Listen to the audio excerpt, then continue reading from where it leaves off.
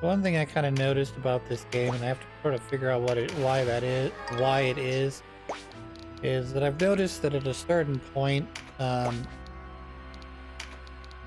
archers don't seem to be effective. Not in this battle. This battle, I'm sure we're going to be okay with my archers. But I've noticed that sometimes, even with Paracel on my team, there seems to be something going on defensive-wise where when I try to shoot them with my bow and arrow, you know, certain enemies say 1 damage. I haven't figured out what that is that's causing that. Because if you go up with your sword, or you go up with, you know, a spear or a lance, or not lance, an axe, or a hammer, it doesn't seem to be doing, you'll always do more than 1 damage. Okay? But some knight characters, like Dark Knights, paladins, etc., they seem to, when you try to target them with an arrow, they seem to, like, negate it. Like, hey, you're doing, I don't know, let's say piercing damage. I've got defense, so much defense that your piercing damage can't do anything to me. But like how, like you're not, what I'm trying to say is you don't have so much defense that you're rendering all physical attacks as one. Just bow and arrow. I haven't figured out why that is. And because of that, that also affects finishing moves too. So if you know, wind up with your bow and arrow and you shoot it, and it does 1 damage, and then you try to do a finisher, well, the finisher also does like less than 20 damage, which is like at least 10%, like 10% of what it should be, you know? Be like, you know, multiply that number by 10, and that's how much damage minimum you should probably be doing with the finisher. You like that one? 240? Except I would do like 13 damage to certain Dark Knights, and I haven't figured out why that is. And maybe it's a status that they happen to have that I'm not paying attention to. You know, like sort of like how I have the weapons I'm using right now on Venom and the White Knight over here are weapons that do breach. Particularly if you use the spear thing, which grants a 100% chance of rocking the what is it called? It's called breach, I think. Makes them weak for defense, and that's fine. You know, if that's a way to negate their defense, I get it. But like, I don't know. Seems weird that it wouldn't be like, okay, so you're doing 13 damage with the bow and arrow. You're going to use this sword. It's also going to do like 13 to 20 damage. And this guy over here, he's going to do about 40 damage. And you would understand that because the defense is so high. Probably because of the boss character that they want to like really, they've really sort of jacked up their numbers.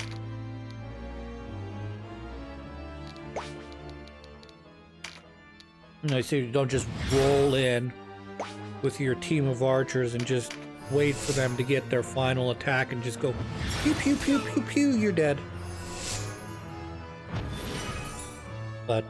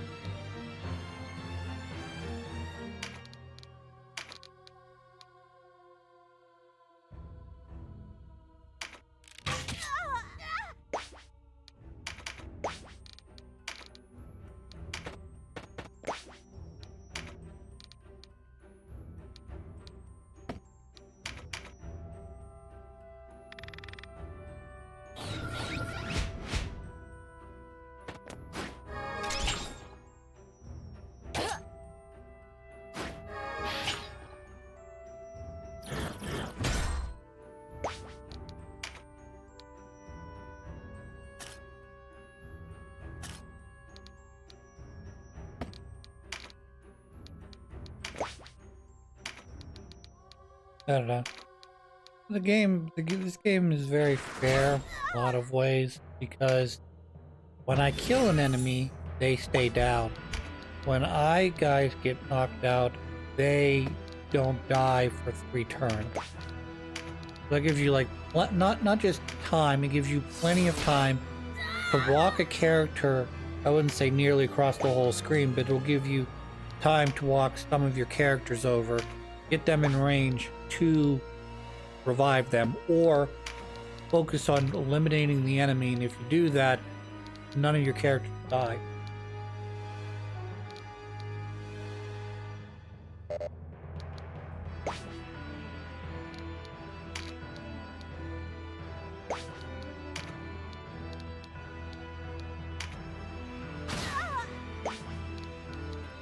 That's sort of the thing that I was expecting anyways. I know I'm sort of been dancing around the point here for a bit, or over-explaining it at very worst, but I always thought, I just think, you know, sort of some of the damage balance in this game is just kind of weird to me. I mean, monsters seem to be a little bit different than humans, but I don't know. If you feel like you know, you fight a mage, you should be able to do more physical damage to them and less magical damage. And then if you're say a physical user like a knight, you would have high physical defense with low, say, magical defense. You know, and then you would have sort of characters that are some balance in between, like say archers would be designed basically for long range shooting, but if you happen to close the gap, you know, you should be able to knock them out in a couple turns, like 1 or 2 turns. I guess same with mages as well, because they're sort of ranged units, but I feel like they should have a little more defense than an archer should. And then you would have other characters like, I don't know, say like a berserker would be high attack, lower defense. You would have like a knight, which would be the opposite, higher defense, lower attack. We don't seem to run into that very much, do we? We seem to run into the exact opposite, where it's like, okay, this guy's the boss character. He's gonna have really high defense, really high attack. Master Nymeth, forgive me. Yeah, you unfortunately have to die here. I'm gonna have to figure out what characters are left recruitable in the... Gildus, are you here? Answer if you can hear me. Yeah, we're looking for Sir Gildus, who, if you haven't picked up by the storyline yet, he's a zombie. So we're going to go fight Nybeth next, who is a character I'm told in multiple, or perhaps all of the Tactic Ogre games. So you don't ever get to kill him because he's, like I said, he's in every game. Probably get to kill him in the last one, but I don't know what the last game is.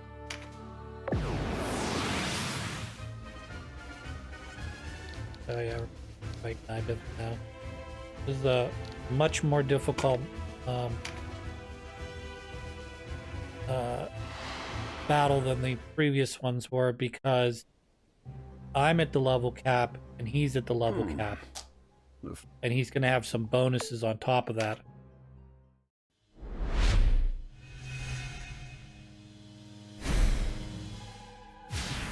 So I skipped over the cutscene, which I shouldn't have done, but basically what he says is, crap, I failed.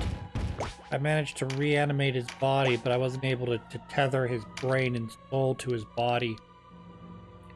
So he's just a walking corpse at this point.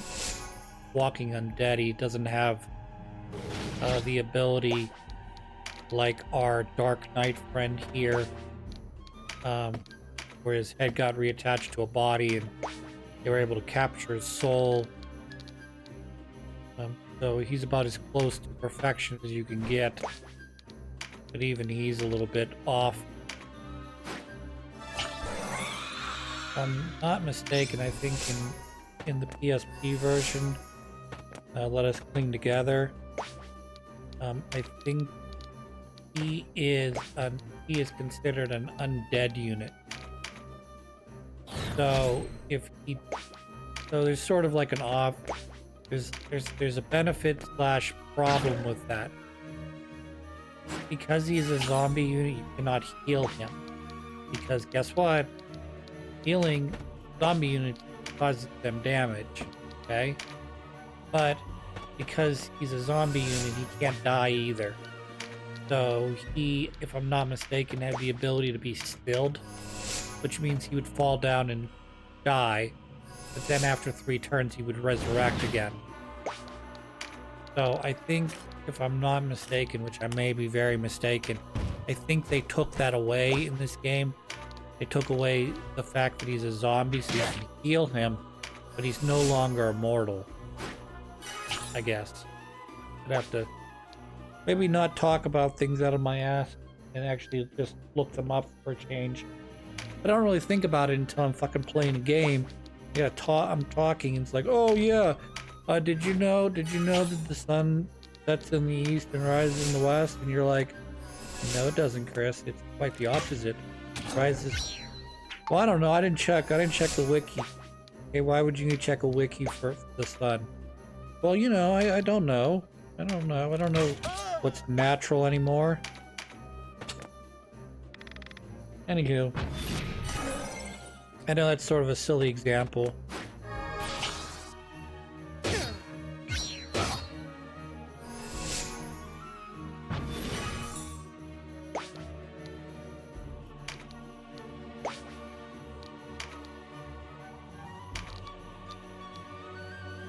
So one of the things, not difficult, but you probably can tell from my playing here, is I like to try to kill the enemies as we're going forward, whereas all of the missions are based around you finishing off, well, I won't say all of them, most of them revolve around you trying to finish off the boss, because once you defeat the boss, the subordinates lose motivation, I guess, and they run away, or whatever, surrender.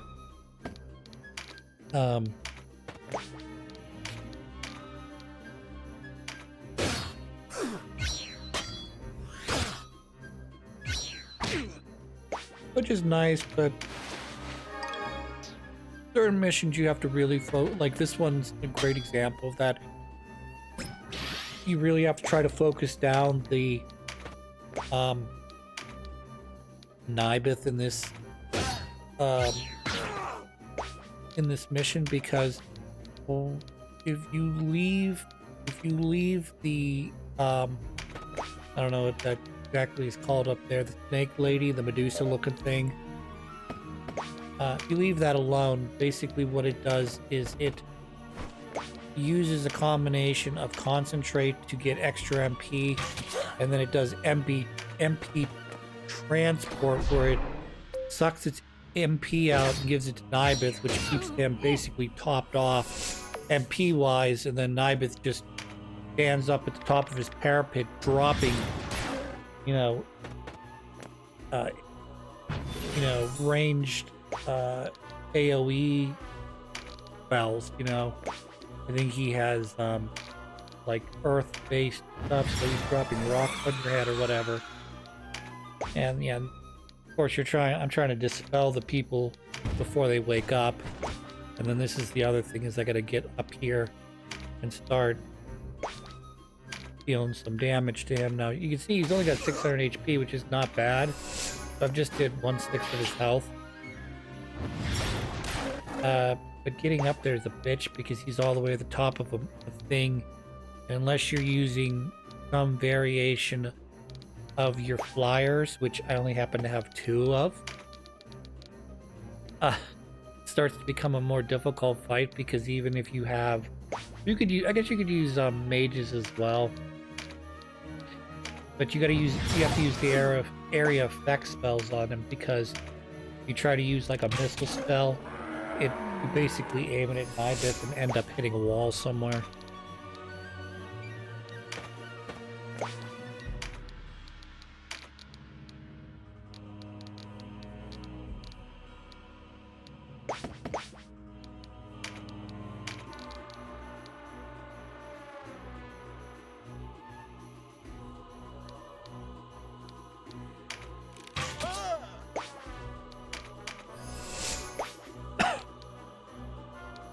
I don't know. I'm trying to, as you can tell, work the strategy, which is right now I'm focusing on either whatever you call them. Yeah, there's Meteor Strike. Yeah, because he's Meteor Strike because that's a dark spell and he's a dark elemental. That's what I mean. 600 damage is fucking devastating. Yeah, so I took out Denim. He took out the other white knight. I mean, I literally have to do this, which is focused on strictly dealing physical damage to him, which that was good damage there. If you play this level long enough, basically Denim has lines with Gildas as a zombie. You cannot save Gildas, even if you leave him alive. Once Nibeth leaves without his necromantic powers, he dissolves into ash and he just dies. In other words, goes back to being dead.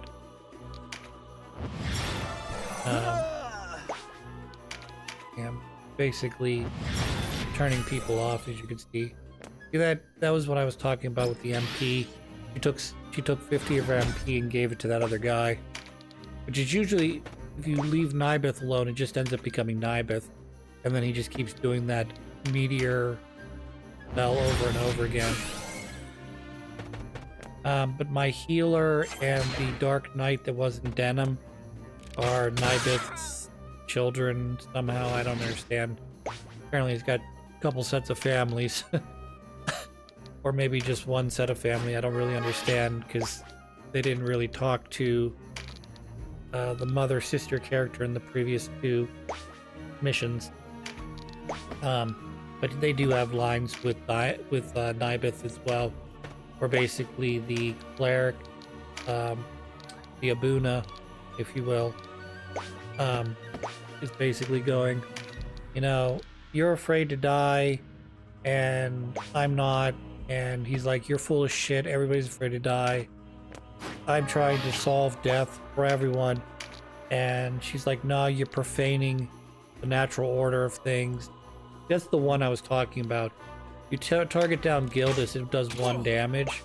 But you target down that guy, and it does 164, which is like normal damage. I don't really understand that. I mean, 500 damage with AoE.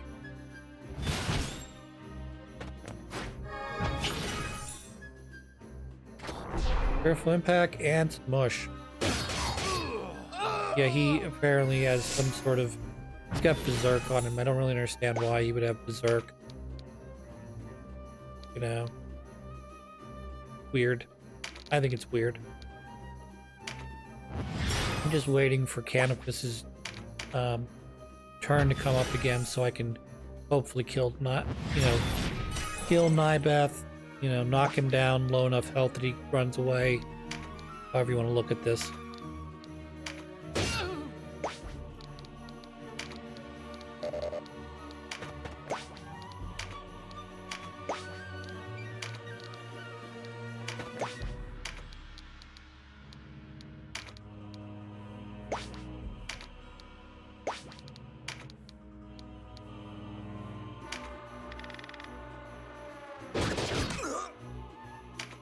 There it is. Sir Gildas! Suffering. No use talking to him. He is beyond the gift of thought. His flesh is failing now. Though I scarce expect you to understand. I had such high hopes after his first few revivals. Alas, First few, I love it. There will be no escape from death.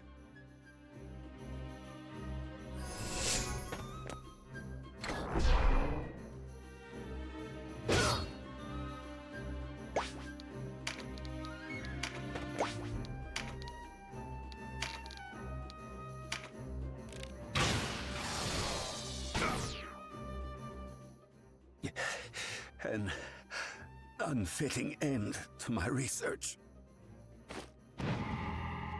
I turned myself into a Wait, crow and ran away. What fell change has come upon me? Gildas! Denham, you are unharmed. That is well. That is...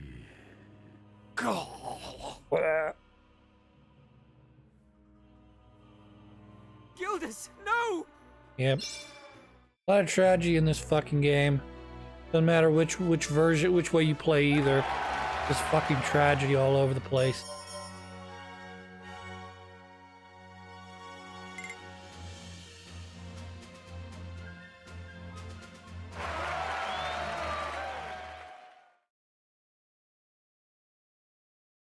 She says she wants to return to Goliath and will not listen to reason, the wretched girl. It is only half a day's journey, Your Grace. Why not indulge her? Indulge her? When our ranks are filled with men and women eager to see home and hearth again?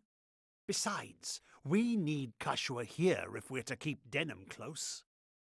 I understand. Permit me to speak with her. Gladly.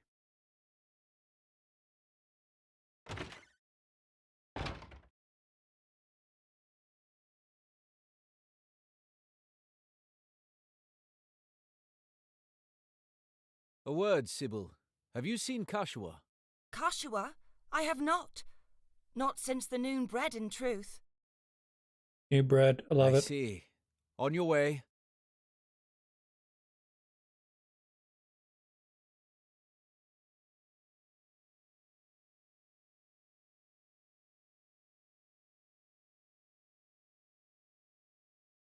I hope she has not done anything rash.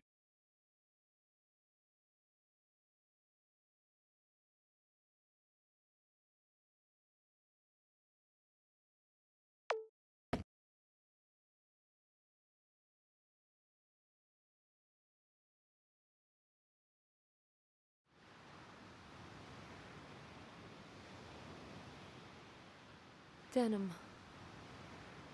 I am alone without you. No, you have always been alone. Who's there? I love Lancelot. Lancelot Tartaros. What are you doing here? Your mother left this world upon your birth, and your father followed her only a few months before the war broke out.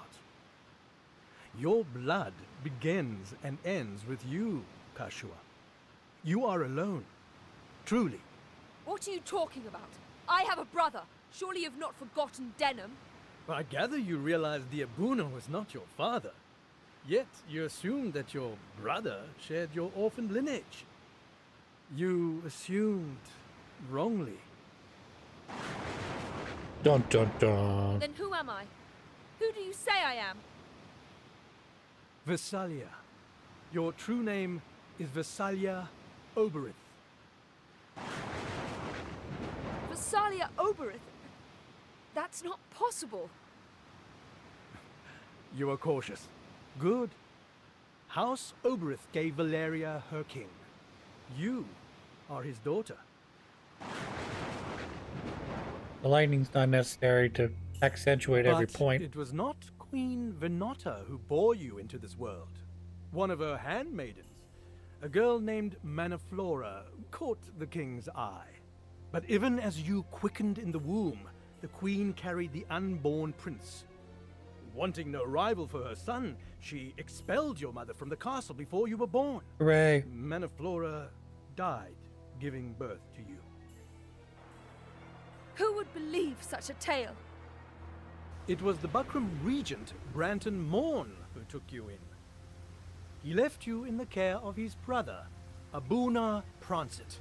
But were it not for you and your secret, a man such as Branton would never have risen so high or so swift. Indeed. Nonsense and lies! But there is proof. Your necklace. It bears an inscription written in the old tongue. One with your religious training should have no trouble reading it. Le bon Versailles Sanfon, d'Estonia Lera Funan, to my daughter Versailles, eternal beloved, a gift from King Dogalawa to celebrate your birth. The Queen made it appear as though you and your mother had been killed. He went to his grave full expecting to meet you in the beyond. You must have read the inscription, nurtured doubts about your origins. Indeed. What do you want from me? For you to return with us to Heim. There, Abuna Prancet can answer any other questions you may have. This way, Princess Kashua. The plot thickens.